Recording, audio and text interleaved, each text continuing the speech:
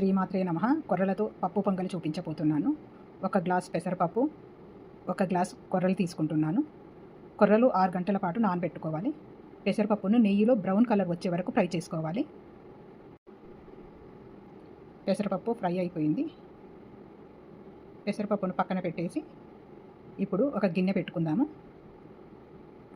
ఒక గిన్నె తీసుకొని ఒక గిన్నెలో 10 గ్లాసుల వాటర్ తీసుకుంటున్నాను. 1:5 రేషియోలో తీసుకుంటున్నాను వాటరు.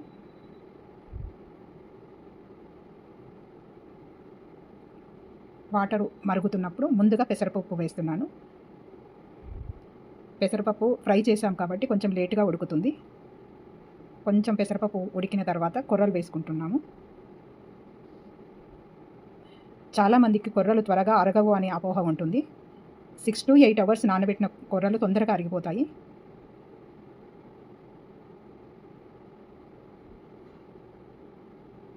కొర్రల్ని బాగా నాననిచ్చాం కాబట్టి తొందరగా ఉడికిపోయింది. ఇప్పుడు కొద్దిగా సాల్ట్ వేసి చివరిలో తాలింపు వేసుకోవాలి. మెత్తగా ఉడికిపోయింది. ఇప్పుడు తాలింపు కోసం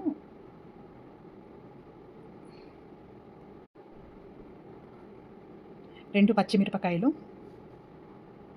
జీలకర్ర, కాజు, కరివేపాకు, కొంచెం శొంఠి పొడి, మిరియాల పొడి తీసుకుంటున్నాను. ఒక కడాయి తీసుకొని ఇందులో కొంచెం నెయ్యి వేసి తాలింపు వేసుకోవాలి. తాలింపులో కాజు, జీలకర్ర, పచ్చిమిర్చి, కరివేపాకు బ్రౌన్ కలర్ వచ్చే వరకు వేయించేసుకొని తాలింపుని మనం పొంగల్లో వేసేస్తే ఎంతో రుచికరమైన పొంగలి రెడీ.